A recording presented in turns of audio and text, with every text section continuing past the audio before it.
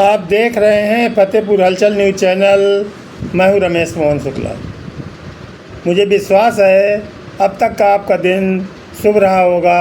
आप स्वस्थ होंगे, सानंद होंगे और प्रसन्न होंगे। साथियों, आज 2 अक्टूबर है। 2 अक्टूबर होने के साथ साथ आज आश्विन शुक्ल पक्ष की 10वीं तिथि है, जिसको लोग विजयदशमी के रूप में मनाते हैं। 2 अक्टूबर इस देश की 2 महान विभूतियों का जन्मदिन भी है।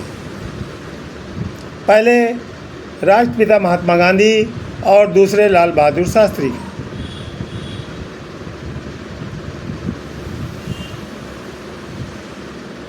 इन दोनों महापुरुषों की जयंती पर फतेहपुर हलचल परिवार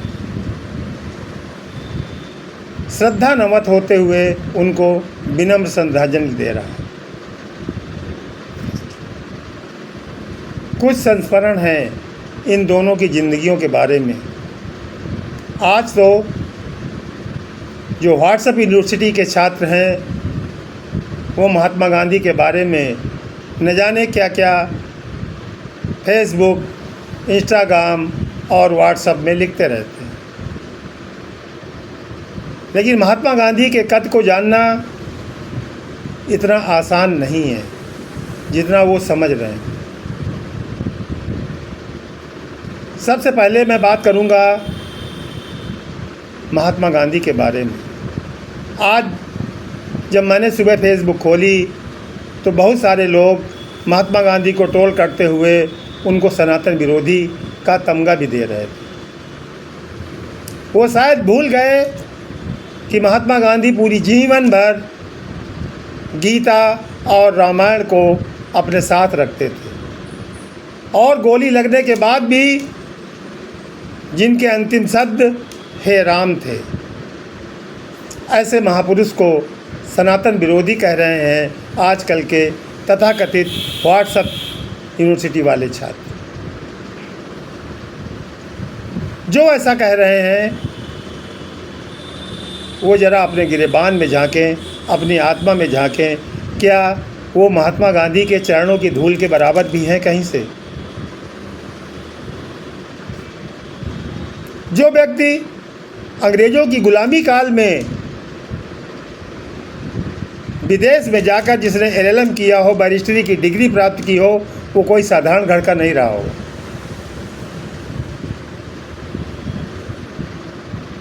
लेकिन उसके बाद भी उनके अंदर जो सत्य और अहिंसा के प्रति एक भाव था और मजलूमों के प्रति होते अत्याचारों के विरोध का जो उनका भाव था, उसने उनको आज भारत का राष्ट्रपिता तक बना दिया।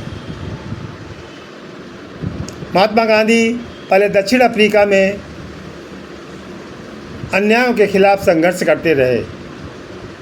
यहाँ तक कि उनको एक बार जब रेल के डिब्बे से में फर्स्ट क्लास के डिब्बे से जबरन उतार दिया, तब उन्होंने उनके सामने 2 विकल्प थे।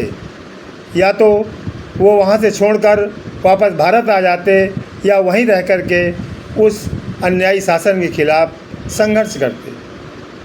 लेकिन उस महानायक ने पहला रास्ता नहीं चुना और साउथ अफ्रीका में ही रह कर के वहाँ के लोगों को संगठित करके और उन्होंने उस अन्यायी शासन के खिलाफ ज़बरदस्त लड़ाई लड़ी और सफलता भी प्राप्त की। महात्मा गांधी की प्रेरणा से इस दुनिया में 1-2 नहीं, सैकड़ों लोग बहुत बड़े हो चुके हैं, जिनमें से नेल्सन मंडेला भी एक थे, जो साउथ अफ्रीका के स्वतंत्रता के जनक कहे गए।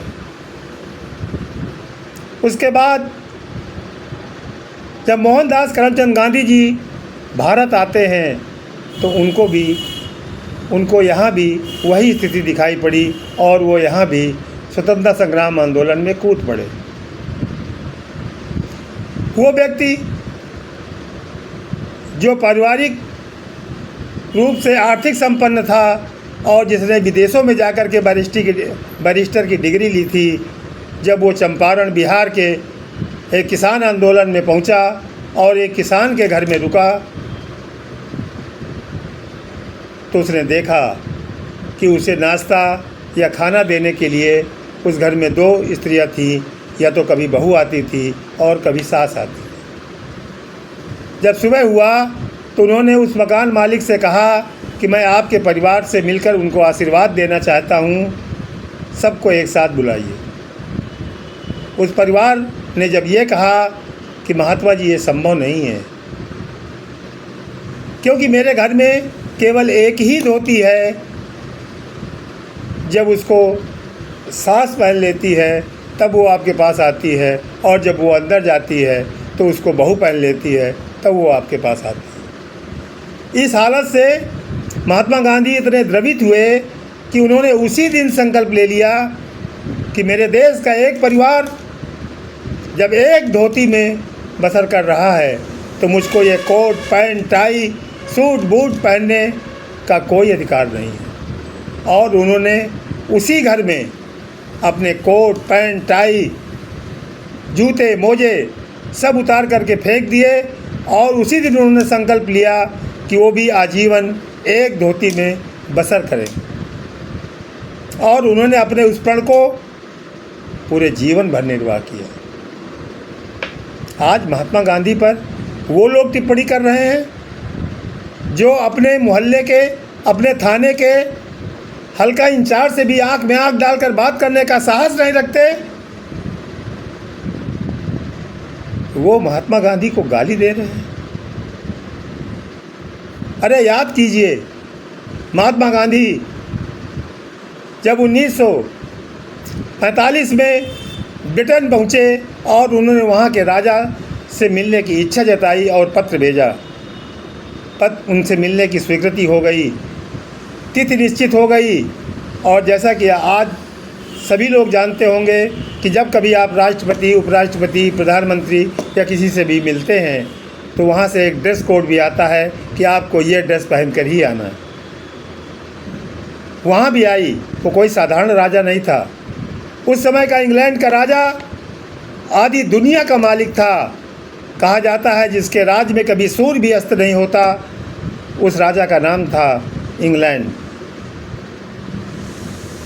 और जब उनको लेने बग्घी आई तो वो उसी एक धोती और अपनी लाठी लेकर के बैठ गए।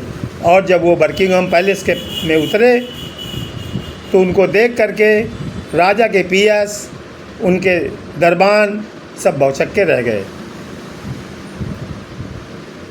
महात्मा ने उनसे कहा कि राजा से बता दो कि भारत से महात्मा गांधी उनसे मिलने आए हैं। राजा का पीएस राजा के पास जाता है और कहता है कि महाराज, कोई महात्मा गांधी भारत से आपसे मिलने आए हैं, लेकिन वो तो अधरंगे हैं, क्या आप उनसे मिलना चाहेंगे? महात्मा गांधी का नाम सुन करके राजा ने उनसे कहा कि उनको लिवा लाइए। और जैसे ही महात्मा गांधी राजा के सामने जाते हैं, राजा का पहला प्रश्न होता है, mister Gandhi, where is your cloth? Gandhi ji, तुम्हारे कपड़े कहाँ हैं? लेकिन उस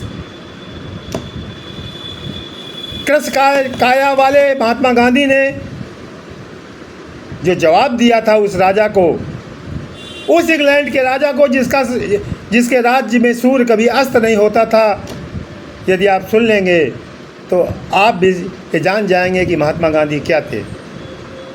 महात्मा गांधी ने जवाब दिया था कि न केवल मेरे बल्कि मेरे देशवासियों के सारे कपड़े तो आप उतार लाए हैं, तो मैं कपड़े कहाँ से पहनूँगा। ये साहस था उस कसकाय वाले गांधी का। और आज उस पर टिप्पणी कर रहे हैं वो लोग जो अपने क्षेत्र के दरोगा से, अपने पार्षद से, अपने चुने गए विधायक से भी आंख मिलाकर बात करने का साहस नहीं रखते। दूसरे नैतिक मूल्यों की बात करने वाले आज के शासक हों या उनके अंधभक्त, उनके बारे में लाल बहादुर शास्त्री की सादगी, सरलता, ईमानदारी और सिद्धांतवादिता उनको सिखाने के लिए पर्याप्त। लाल बहादुर शास्त्री जी एक बहुत निर्धन परिवार में उनका जन्म हुआ था। जब वो अल्पकाल के थे तभी उनके पिताजी का भी देहांत हो गया था। उन्होंने कितने संघर्षों से पढ़ाई की। उनको पढ़ाई के लिए बनारस उनके चाचा के पास भेजा गया था, जहां वो पढ़ाई कर रहे थे, लेकिन उनके मन में तो कुछ और था। देश के लिए करने का मन था, कुछ बड़ा बनने का मन था, तो उन्होंने पढ़ाई छोड़ दी। उनकी पढ़ाई छोड़ने से उनकी माता को काफ़ी कष्ट हुआ। उनके परिवारीजनों ने भी उनको बहुत समझाया, लेकिन उनके जानने वाले जानते थे कि लाल बहादुर शास्त्री भले छोटे कद के हों, लेकिन उनका निर्णय हमेशा ऊंचे हो। उन्होंने पढ़ाई फिर से नहीं पढ़ी और काशी विद्यापीठ से उन्होंने शास्त्री की डिग्री ली, जो उनके जीवन का पर्याय बन गई और आज भी लोग उनको लाल बहादुर शास्त्री के नाम से ही जानते हैं। उनकी सरलता की मिसाल, उनकी ईमानदारी की मिसाल, उनके सिद्धांतों के प्रति समर्पण होने की मिसाल केवल एक झलक से मिलती है कि जब वो नेहरू मंत्रिमंडल में केंद्रीय रेल मंत्री थे, उसी समय एक रेल दुर्घटना हो जाती है और उस रेल दुर्घटना की नैतिक जिम्मेदारी लेते हुए उन्होंने रेल मंत्री के पद से इस्तीफा दे दिया था। पंडित नेहरू ने उनके त्यागपत्र को स्वीकार भी कर लिया और जब संसद का अगला सत्र हुआ तो पंडित नेहरू ने सबसे पहले यही कहा था कि मैंने लाल बहादुर शास्त्री का त्यागपत्र इसलिए नहीं स्वीकार किया कि मैं उनको रेल की दुर्घटना के लिए जिम्मेदार मानता हूँ, बल्कि मैंने इसलिए स्वीकार किया कि ताकि वो समर्पण और सिद्धांत की एक मिसाल बन जाएं। ये थे लाल बहादुर शास्त्री। उनकी ईमानदारी की बात अगर बताई जाए, कौन अपरिचित है, लेकिन आज बहुत सारे लोग उन पर भी टिप्पणी करते हैं।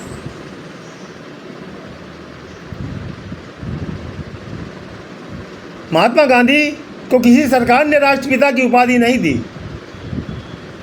जो लोग ये भ्रम में हैं वो अपना भ्रम दूर कर सकते हैं, गूगल कर सकते हैं, गृह मंत्रालय में RTI डाल करके इसकी जानकारी ले सकते हैं। महात्मा गांधी को फादर ऑफ नेशन की उपाधि सबसे पहले उस महापुरुष ने दी थी जिससे उनके कड़े वैचारिक मतभेद थे, और वो महानायक थे नेताजी सुभाष चंद्र बोस। नेताजी सुभाष चंद्र बोस वो पहले राष्ट्रनायक थे जिन्होंने महात्मा गांधी को लाख वैचारिक मतभेदों के बाद भी उनको फादर ऑफ नेशन कहा था। तब से उनके साथ ये राष्ट्रपिता की उपाधि जुड़ी हुई। आप देख रहे हैं फतेहपुर हलचल और हलचल परिवार इन दोनों महापुरुषों को आज उनकी जयंती पर अपने श्रद्धा सुमन समर्पित करते हुए उनको विनम्र श्रद्धांजलि दे रहा है। धन्यवाद।